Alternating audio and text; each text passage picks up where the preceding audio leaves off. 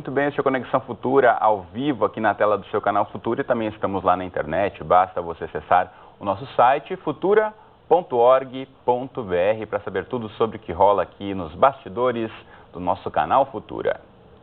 E dados do censo escolar revelam que no ano de 2014, quase 700 mil alunos com deficiência foram matriculados na educação básica regular em classes comuns.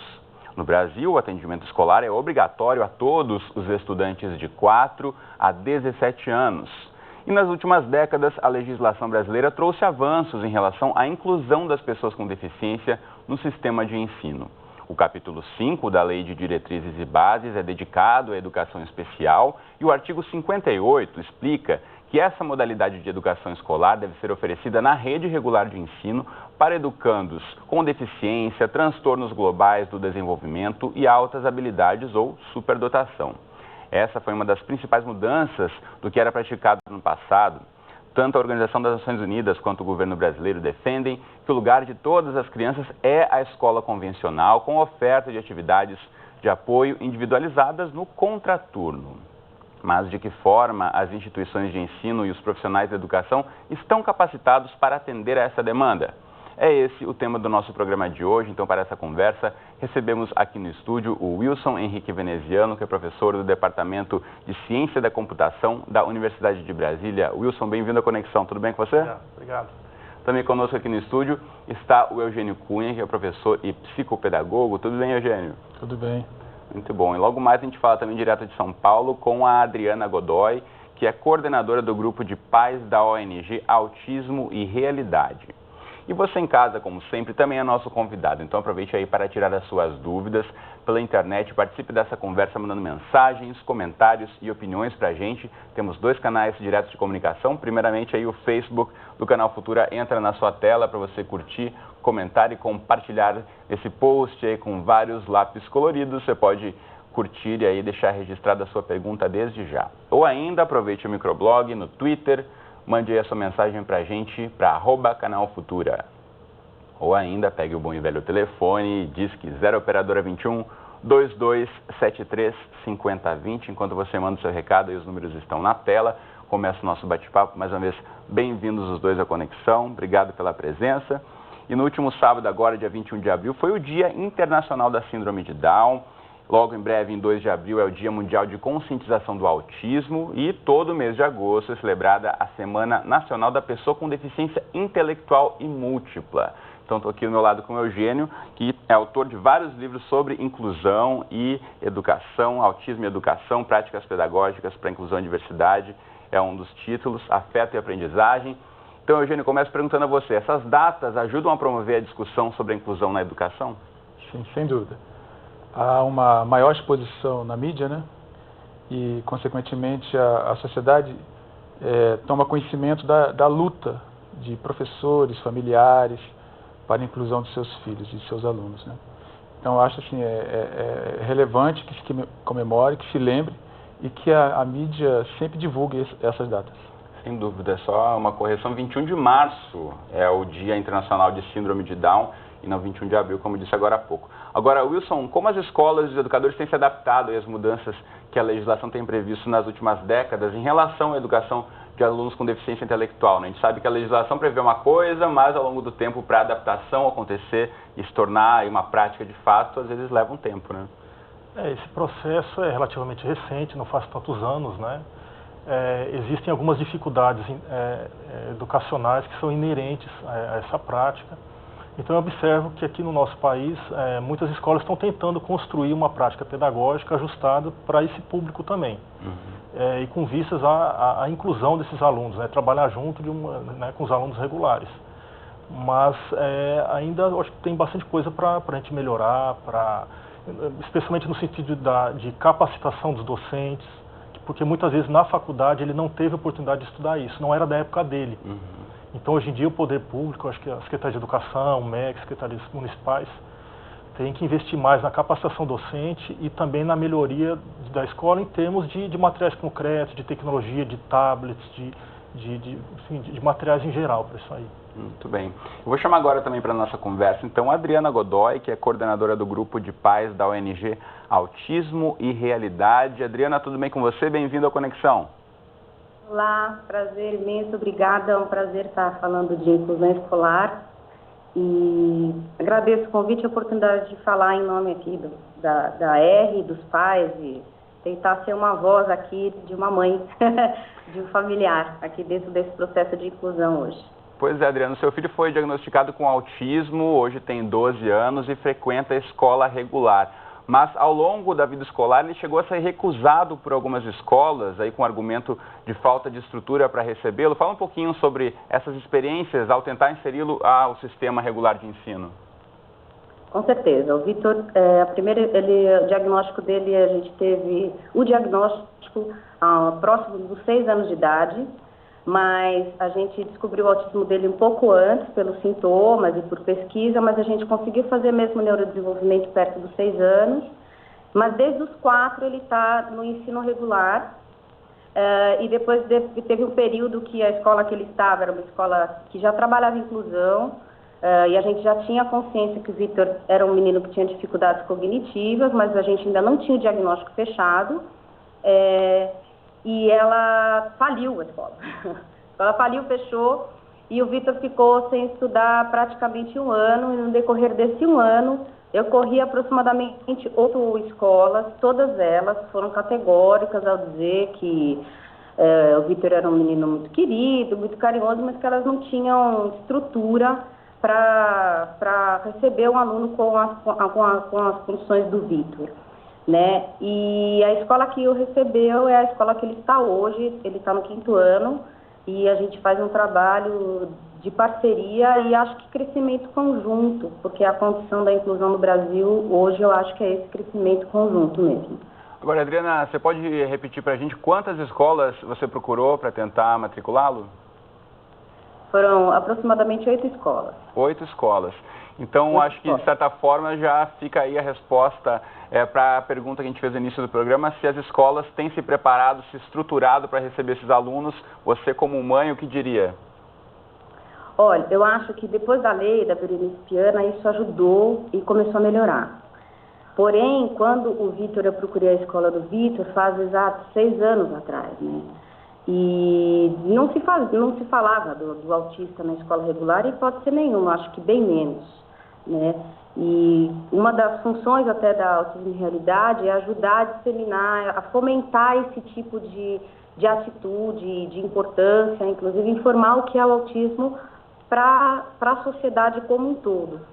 Então, eu acredito que isso tende a melhorar, porque realmente, ainda hoje, no grupo de pais, a gente recebe muitas informações de pais que tiveram as matrículas dos seus filhos negadas, mesmo dentro da lei, isso não ocorre, ou é sempre a mesma coisa, olha, a gente já tem aluno especial, ou é uma vaga apenas por sala de aula, para aluno com TEA, porque a gente não tem a estrutura para fazer com que mais alunos com TEA possam estar, mais do que um aluno estar na mesma sala de aula. Então, isso é uma questão recorrente. Eu acho que a gente está no processo, estamos engatinhando, mas existe um caminho muito melhor do que há 15 anos atrás, ou há 10 anos atrás, ou como que eu peguei há praticamente 8 anos atrás. Muito bem, Adriana, eu volto a falar com você daqui a pouquinho, que eu volto agora aqui para o estúdio. Quero ouvir do professor Eugênio, que acompanha essa questão mesmo do preparo dos professores. É um ponto que a Adriana ressalta, é que muitas escolas colocam limites para o número de alunos com deficiência intelectual, entre elas. E também a questão da diferenciação, né, de que existe o aluno com síndrome de Down, existe o aluno autista, e mesmo os professores têm que ser capacitados para saber lidar com essa diferença em sala de aula. Sim, a Adriana falou da lei Berenice Piana, né? A lei 12.764/12, né? E essa lei teve um efeito muito interessante em alguns lugares do Brasil, principalmente em Itaboraí, que tem a primeira clínica escola pública para o autista, né? E ali se oferece um atendimento multiprofissional. E eu acho que é esse tipo de atendimento que o professor tem que conhecer, que as escolas têm que fazer, né? Tem que ter uma parceria com outros profissionais da educação, que o professor sozinho em sala ele não dá conta dessa situação. ele precisa de fonoaudiólogo, ele precisa de terapeuta e psicólogo, psicopedagogos.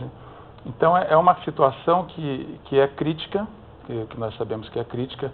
O relato da Adriana mostra isso, a nossa vivência em sala de aula mostra isso, a dificuldade do professor, das escolas de incluir. Então é preciso realmente ter uma política assim, que seja abrangente ao ponto de pensar a inclusão como uma ação não isolada da escola, mas uma ação de toda a sociedade em que se inclui e que se envolva claramente o poder público. Sem dúvida. Agora, uma questão que pode ser, de certa forma, aí, disseminada é a questão das ferramentas que já existem disponíveis, né? Para o professor, a gente sabe que fica aqui muito uma iniciativa pontual de cada educador buscar, né, a formação. Agora, a tecnologia, de certa forma, tem ajudado um pouco os professores nesse sentido, né, Wilson, em tentar buscar novos recursos para trabalhar essas questões e as diferenças em sala de aula. Eu vejo que, felizmente, um aspecto interessante é que tanto o público com autismo quanto com síndrome de Down gosta da tecnologia, né, especificamente tablets, smartphones e computadores. Então, aí eu vejo nisso uma janela de oportunidade do ponto de vista educacional. Acho que um software bem produzido, com foco nos requisitos nesse público, que tenha sido testado corretamente, ele pode ser uma ferramenta interessante na mão de um professor bem preparado. Mais especialmente se esse professor aliar o software a materiais concretos, coisas do dia a dia do estudante, por exemplo. Isso aí com coisas de revista, de recortes, de materiais de frutas, de objetos, coisas do dia a dia desse estudante que possa chamar atenção, coisas que ele goste, brinquedos e tudo. Então, nesse ponto de vista, a tecnologia, especialmente computador e tablets, a gente vê isso como uma janela, uma oportunidade, sabe? A gente tem, inclusive, o material aqui da Universidade de Brasília, do projeto Participar. Vou mostrar aqui esses dois materiais que estão na minha mão. Também estão disponíveis na internet. A gente vai colocar aí no site para você de casa poder ter acesso, poder baixar esse material aí na íntegra. Vamos colocar o site na tela?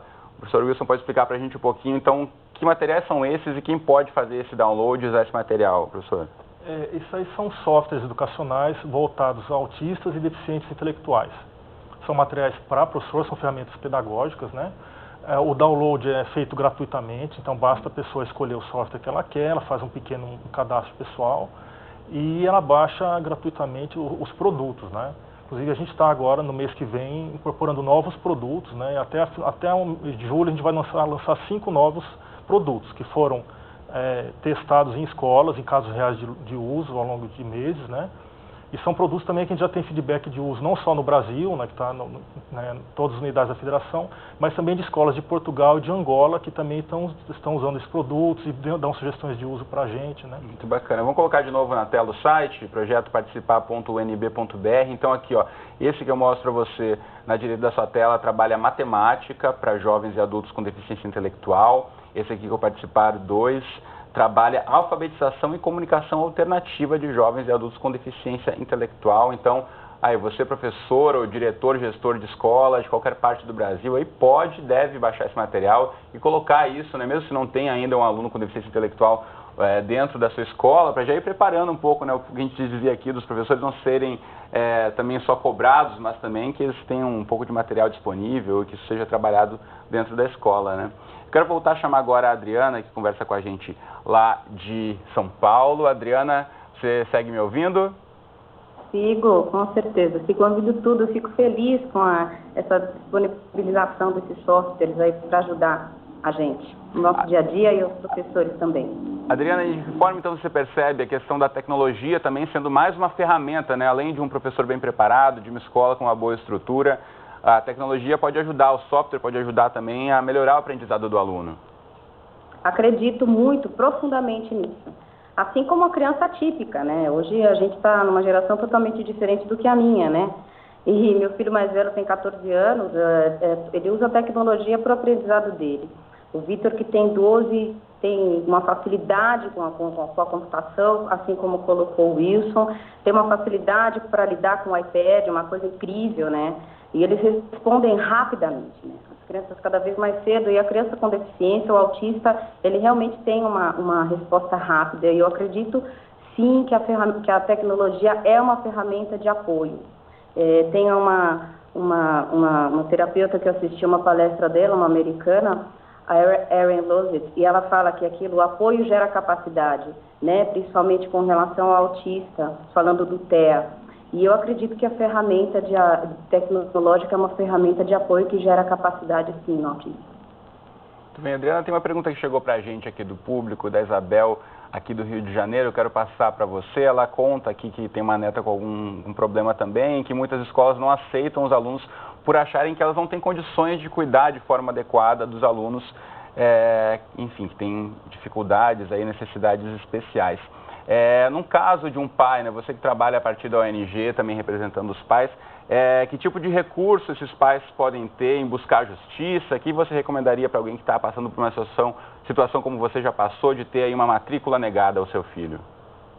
Primeiramente, a delegacia de ensino, né? Ela precisa conversar, ir direto na delegacia de ensino e falar da negação da matrícula, né? E, acima de tudo, mas antes disso, conversar com a diretora numa segunda conversa. Dizer da importância legal que hoje, a condição legal que o familiar tem, direito que o autista esteja na escola, que ele seja matriculado, né, e que, de certa forma, ela se propõe a fazer uma parceria com a escola para inserir esse aluno, né? Então, o empoderamento dos pais é fundamental. O pai precisa saber do direito dele, ele precisa conhecer as leis, não precisa ser profundamente, ele não precisa ser um advogado, mas ele precisa saber que hoje ele tem ferramentas para fazer com que a inclusão do seu familiar aconteça efetivamente. E se colocar ao lado da escola nessa inclusão. A escola que nunca fez a inclusão de um aluno, ela realmente fica perdida. Mas é função da escola incluir, é função da escola capacitar os professores, é função da escola capacitar a coordenação, capacitar a direção. E isso precisa ser uma coisa conjunta, porque esse é o processo de transformação que a gente está vivendo hoje. Sem né? dúvida. Adriana, Então, vou falar com você um pouquinho, eu quero voltar aqui ao ouvir o professor Eugênio em relação a essa questão, né, de as escolas, como bem disse a Adriana, não se sentirem preparadas. Então está aí para os pais também, de certa forma, assumirem um pouco a responsabilidade de cobrar da escola? O primeiro ponto que eu acho importante é que não tem como você fazer educação inclusiva sem família. Uhum. Escola e família têm que andar juntas, têm que falar a mesma língua, tem que haver um companheirismo. E o que a Adriana falou é verdade. Muitas vezes as escolas se resistem porque não sabem, nunca fizeram. Então tem que haver, de certa forma, uma coragem do gestor de assumir esse papel, de capacitar seus professores, porque isso é a lei que diz que as escolas devem capacitar seus professores, seus profissionais, e nunca se distanciar dessa parceria com a família. E outra coisa, pegando essa questão das novas tecnologias, isso é importantíssimo, e às vezes a escola não tem essa condição tecnológica, mas o aluno traz seu tablet, traz seu celular, traz seu computador. Então há recursos que podem ser utilizados, mas tem que haver esse desejo realmente da escola de enveredar nesse caminho. E uma coisa importante também que eu acho que tem que ser falada é que todo aluno aprende. Independentemente da sua dificuldade, todo aluno aprende. Isso é importante ressaltar. Diga lá, Wilson. Eu acho que um aspecto interessante é trabalhar, a escola trabalhar a autonomia e aplicabilidade social. Então, não ficar circunscrita, como se estivesse hermeticamente fechada, a um academicismo. Então, por exemplo, qual é o sentido de você ensinar para uma pessoa com deficiência a diferença entre uma esfera, um quadrado e um triângulo, se você não fizer o link com ela para uma aplicação social? Qual é o sentido de você tentar alfabetizar uma pessoa com deficiência intelectual, por exemplo, com síndrome de Down, se você não fizer a aplicabilidade para ela conseguir ler a placa do ônibus, do transporte coletivo que ela tem que pegar? Ou então de enviar um recadinho no celular, do tipo, cheguei, então, estou atrasado, alguma coisa. do dia a dia, ela vai conseguir associar isso muito mais fácil. O conhecimento que eu vejo, e muito nessa questão da educação especial, ele tem que estar focado em autonomia desse estudante e aplicabilidade social. Não é a escola pela escola. Quer dizer, o que a escola tem que trabalhar é preparar esse aluno para fora da escola. Né? Isso aí eu acho que é um passo que tem que ser dado e que muitas escolas não deram isso ainda. Elas estão circunscritas a uns aspectos academicistas ali dentro.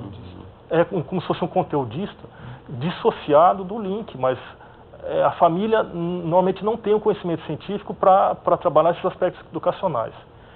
E se esse estudante vai para a escola e ali também não são trabalhados, por exemplo, uma coisa importante, currículo funcional do MEC na abordagem ecológica.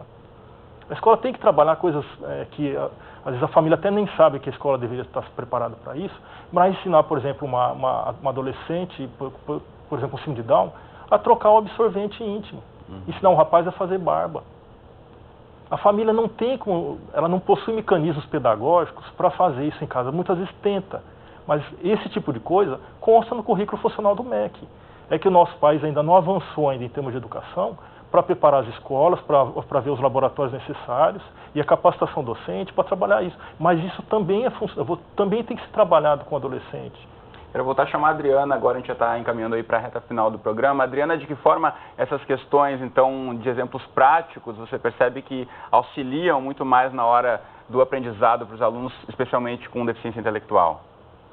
É fundamental. Na escola, por exemplo, do Vitor, a gente conversa muito sobre isso, como trazer o aprendizado pedagógico, né, para a vida real dele, né? Então, por exemplo, em geografia, o que ele estuda é o bairro que ele mora, é a rua que ele mora, as características do bairro dele, as características da rua, se a gente tem planície, o que a gente tem, se a gente está num vale, se a gente não está, se ele consegue observar, escrever, fazer um mapa do caminho de casa dele para a escola e vice-versa, da escola para o mercado, da escola para a farmácia. Tem que trazer para o plano real mesmo, para a realidade, tudo que se aprende. O que foi comentado por isso é perfeito. E as escolas precisam entender que esse é o processo inclusive, né? Que essa é a boa forma de fazer a inclusão pedagógica. Aquilo que ele aprende dentro da sala de aula, ele leva para fora da sala de aula e consegue uma interação efetiva com os seus colegas. Né, que a classe como um todo começa a respeitar a especificidade desse aluno, a classe cresce com isso, a sociedade escolar cresce com essa convivência e ele cresce, porque ele começa a perceber que ele também é um indivíduo que, mesmo sendo diferente, tendo particularidades distintas, ele faz parte de um grupo, ele não está isolado desse grupo. Sem dúvida. Adriana, foi um prazer conversar com você. Muito obrigada pela participação no Conexão Futura de hoje.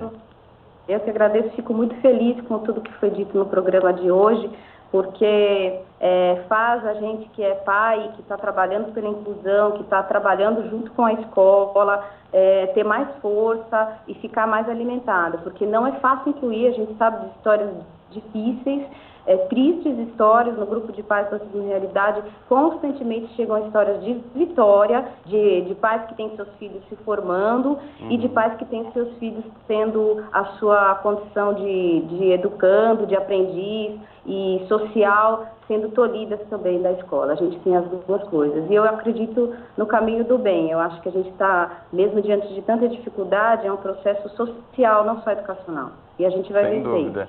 Nós ficamos muito felizes também em poder contar com a sua colaboração e ouvir um pouco mais dessa história. Muito obrigado.